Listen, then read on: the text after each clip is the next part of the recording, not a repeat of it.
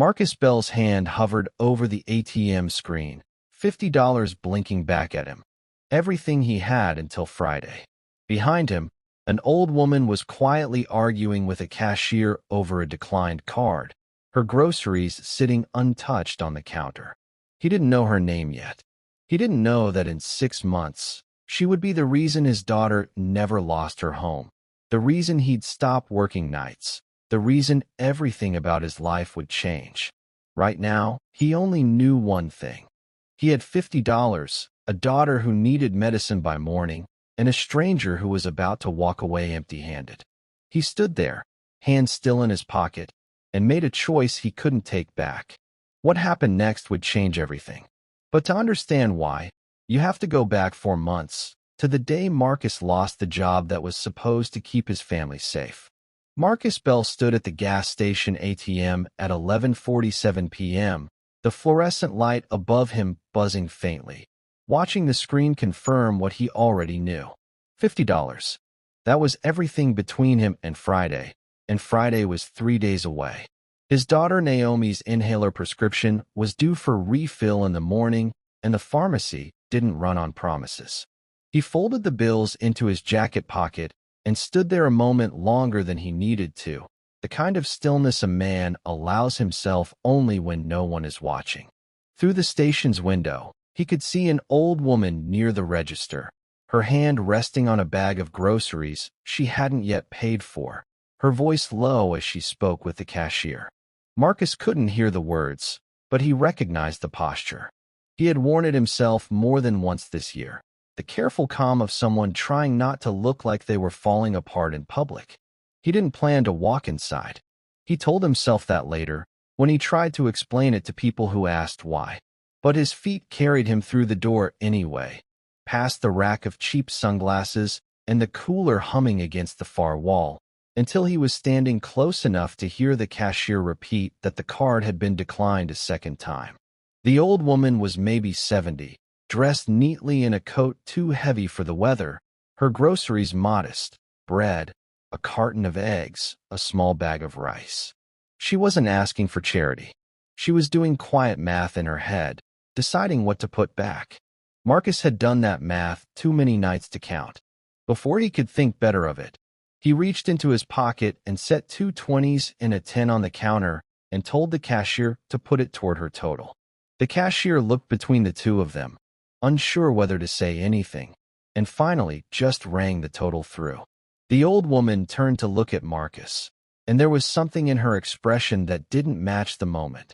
Not shock, not the reflexive gratitude of a stranger receiving unexpected help, but something closer to recognition, as if she had been waiting to see if he would do exactly this. She studied his face for a beat longer than felt casual before she spoke. She thanked him with a steadiness that felt almost rehearsed, though Marcus didn't clock it as strange until much later. She told him his kindness would find its way back to him in a form he wouldn't expect, and then she gathered her bags and walked out into the parking lot before he could ask her name or tell her it was nothing, really, that anyone would have done the same. He knew that wasn't true. He knew most people wouldn't have. He stood there a moment, aware that he had just given away the only cushion he had left, and equally aware that he didn't regret it. Not yet. Not in that moment. He drove home on fumes, quite literally, coasting the last half-mile on an empty tank light that had been glowing for 2 days, doing the math in his head about what $50 would have covered and what he'd have to figure out instead. He didn't have an answer by the time he pulled into the lot outside his building, and he didn't have one the next morning either. The apartment was dark when he got in, save for the night light in Naomi's room, throwing a thin blue glow into the hallway. She was 7 years old and asleep with one arm flung over the edge of the bed, a stuffed rabbit missing an ear tucked under her chin. Marcus stood in the doorway and watched her breathe for a while, the way he did most nights, partly out of love and partly to remind himself why none of the exhaustion was optional. For months earlier, he had been a shift supervisor at a regional distribution warehouse, a job that paid enough to keep them steady, until the company restructured and cut an entire layer of management in a single afternoon. 22 people had reported to him before that afternoon. None of them did now. Since then, he had been working nights, unloading trucks for a fraction of his old pay, applying for supervisor roles that never called back, and watching the gap between his bills and his paycheck widen by the week. He hadn't told Naomi any of it. She knew her father worked nights and slept odd hours, and she knew money was tighter than it used to be, but she didn't know about the notice taped to their door 2 weeks earlier warning that another missed payment would begin eviction proceedings. She didn't know that Marcus had started skipping dinner some nights, so there would be enough for her breakfast. He had gotten good at making thin meals look intentional, at turning "I already ate" into something she never questioned, at making sure her school shoes were replaced before his own worn-through pair. His sister Denise called twice a week to check in, and every time she asked how he was really doing, he gave her the same answer: "Fine, handling it, don't worry," because the alternative was admitting he didn't know how much longer he could hold the line by himself. He sat at the kitchen table that night after checking on Naomi, staring at nothing, and didn't go to bed until the sky outside had already started turning gray. The next morning brought its own small humiliation. The building superintendent, a heavy-set man named Gary who managed the property for a landlord Marcus had never actually met in person, knocked on the door just as Marcus was getting Naomi ready for school. Gary didn't come inside. He stood in the hallway with a clipboard and told Marcus, not unkindly but without much warmth either, that the office needed to see a partial payment by Friday or they'd have no choice but to move forward with the process. Marcus said he understood, said Friday would work, and closed the door before Naomi could hear more than the tone of it. She asked him at breakfast who was at the door, and he told her it was nothing, just building business, and hated how easily the lie came out. 3 days later, in the parking lot of the pharmacy where he'd gone to pick up Naomi's refill using a payment plan he begged the pharmacist to set up, Marcus saw the old woman again. She was sitting on a bench near the entrance, not shopping, not waiting for a ride that he could see, just sitting, watching the doors, her hands folded over a small leather handbag that looked out of place against the modesty of everything else about her. When he came out, she stood and approached him directly, without hesitation, as if she had been expecting him to walk through those doors at that exact time on that exact day. She introduced herself as Eleanor Whitfield and said she wanted to properly thank him for what he'd done at the gas station. Marcus brushed it off, said it was nothing, but Eleanor didn't accept that easily. She asked about his work, his daughter, how long he'd been out of steady employment, and the questions had a precision to them that felt less like small talk and more like an interview he hadn't agreed to. He answered anyway, because there was something about her that made evasion feel unnecessary. She listened the way few people had listened to him in months, fully, without checking a phone or glancing at a watch. And when he mentioned, almost as an aside, that he used to manage a full warehouse floor of 22 people, something shifted in her expression, a flicker of interest she didn't bother to hide. She asked what kind of operation it was, how he'd handled conflict among his crew, what he would have done differently if given the chance. He answered each question honestly, a little unsettled by how easily they came to him, as if he'd been waiting for someone to ask. When he mentioned, almost apologetically, that he'd once talked a supplier down from canceling a contract by simply listening to what the man actually needed instead of what the paperwork said, Eleanor's expression flickered again, sharper this time, like she'd just heard something she recognized. She didn't explain her interest. She simply thanked him again, told him she hoped their paths would cross once more, and walked toward a car that Marcus noticed, almost involuntarily, was newer and more expensive than anything in that parking lot had a right to be. He filed the observation away without knowing what to do with it and drove home to relieve the neighbor who'd been watching Naomi. That week, the numbers caught up with him. A payment he'd been counting on from a friend who owed him money for mechanic work fell through, and the shortfall from giving away the $50 finally landed with real weight. A missed partial payment on the electric bill, a second notice from the landlord that used the word "final" in bold letters this time. Denise came by on a Sunday and found him sitting at the kitchen table with a stack of bills fanned out like a losing hand of cards. She didn't yell, but she didn't hold back either. She asked him, plainly, whether he had a plan beyond hoping something would turn around, and whether he'd thought about what happened to Naomi if he lost the apartment. She offered to have Naomi stay with her for a while if it came to that, and Marcus felt something in his chest tighten at the suggestion, not out of offense, but out of the fear that it might actually become necessary. She reminded him he wasn't the only one who could help, that he didn't have to carry all of it alone, that Pride had never once paid a bill in either of their lives, and Marcus, who had spent months insisting he was fine, finally admitted he wasn't sure what he was going to do. The silence between them after that said more than either of them wanted it to. That same week, an old coworker named Tyrell reached out with an offer that sounded, on its surface, like a solution. Tyrell had fallen into a side operation moving electronics that had, in his words, fallen off a truck, and he needed a second person he could trust to help move product quietly for cash. No questions, no paperwork. They met at a diner, and Tyrell laid it out plainly across the table, sliding a folded number toward Marcus on a napkin, telling him it was easy money, 1 or 2 nights a week, nothing that would ever trace back to either of them if they were careful.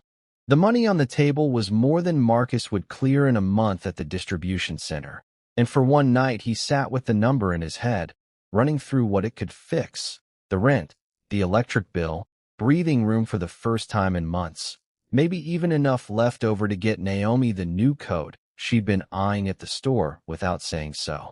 He thought about Naomi asleep down the hall, and what kind of father he wanted to be able to look at in the mirror, what he'd say to her one day if she asked how he'd gotten them through this stretch. By morning he told Tyrell no, even though the no came with a knot in his stomach that didn't fully loosen for days, and Tyrell didn't call again after that. He didn't sleep much after that. He lay awake running the numbers again and again, as if repetition might change the outcome. And somewhere in the exhaustion, he found himself thinking not about the money, but about what he wanted Naomi to remember about him, years from now, long after any of this had passed. He didn't want her to remember a father who had taken the easy way out when things got hard. He wanted her to remember someone steady, even when steady cost him more than he could afford. Eleanor found him again less than a week later, this time waiting outside the distribution center as his shift ended at 6 in the morning, standing near her car with a patience that suggested she didn't mind the wait. She apologized for the intrusion, but said she'd hoped to speak with him somewhere he wasn't rushing off to another obligation. Over coffee at a diner near the warehouse, she told him more about herself than she had before, that she was a widow, that her late husband had built a logistics and distribution company from almost nothing, starting with 2 trucks and a single warehouse lease, and that she had spent the years since his death quietly involved in the business, though most people who met her assumed she was simply a retired woman with time on her hands. She said that assumption suited her, because it let her see how people treated her when they believed she had nothing to offer them. She told him, with a dry sort of humor, that she had been overcharged, condescended to, and outright ignored by more contractors and clerks than she could count, and that every one of those moments had taught her something useful about the person standing across from her. She told Marcus, without much preamble, that she had inherited controlling interest in several companies after her husband's death, one of which operated distribution centers not unlike the one he worked in now, and that she had spent the last several years personally observing operations at various sites under an assumed low profile, trying to understand where things broke down and who among the staff actually held things together when no one from corporate was watching. She said she had noticed him before the gas station, watching how he handled a chaotic night shift when a shipment came in mislabeled and half the crew wanted to walk it back to the truck rather than sort it properly, how he'd stayed calm and organized the sort himself rather than escalating it into a shouting match. He hadn't known she was there. She said the gas station wasn't the beginning of her interest in him. It was confirmation of something she already suspected. Marcus didn't know what to do with that information. Part of him wanted to be flattered, and part of him felt exposed, as if he'd been tested without his knowledge or consent, studied like a specimen rather than treated like a person. He asked her directly what she wanted from him, and for the first time since they'd met, Eleanor hesitated before answering. She said she was in the process of restructuring leadership across several of her distribution sites, that the current site director at the facility 2 counties over was retiring within the year, and that she believed, based on what she'd seen, Marcus had the instincts for that role, even if his resume didn't yet reflect it. She didn't offer him the job outright. She said she wanted to see more first, and asked if he'd be willing to let her observe a bit longer. Marcus agreed, though he left the diner unsure whether he'd just been given hope or another way to be disappointed, and he didn't mention any of it to Denise, not wanting to say it out loud until it became something real. The eviction notice arrived in full the following week, no longer a warning but a legal filing with a court date attached, the kind of document that made the crisis feel suddenly, irreversibly real. Marcus sat on the edge of Naomi's bed after she fell asleep and allowed himself, for the first time in months, to fully feel the size of what he was facing. Not just the immediate crisis, but the accumulated weight of every month before it, every quiet sacrifice that had gotten them this far and might not get them any further. He called Denise that night, not to ask for money, because she didn't have much to spare either, but just to say out loud that he was scared, which was something he hadn't let himself say to anyone in a long time.